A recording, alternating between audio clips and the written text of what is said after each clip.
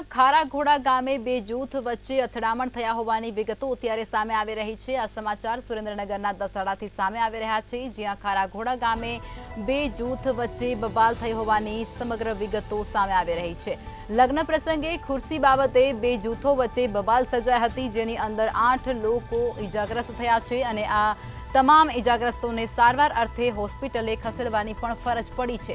સુરેન્દ્રનગરમાં સારવાર માટે આ તમામ લોકોને ખસેડવામાં આવ્યા છે। તો આ ચોંકાવનારી ઘટના ત્યારે સામે આવી રહી છે। લગ્ન પ્રસંગમાં ખુરશીની બાબતે બે જૂથ વચ્ચે બબાલ થઈ છે અને તેની અંદર 8 જેટલા લોકો ઈજાગ્રસ્ત થયા છે।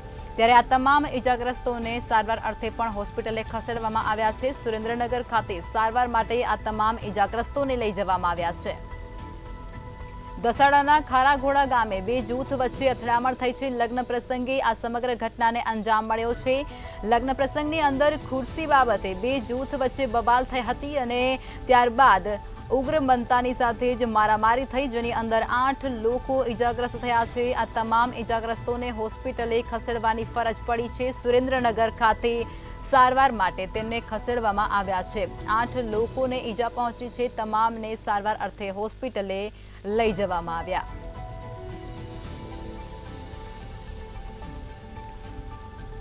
દસાડાના ખારાઘોડા ગામે બે જૂથ વચ્ચે બબાલ થઈ છે।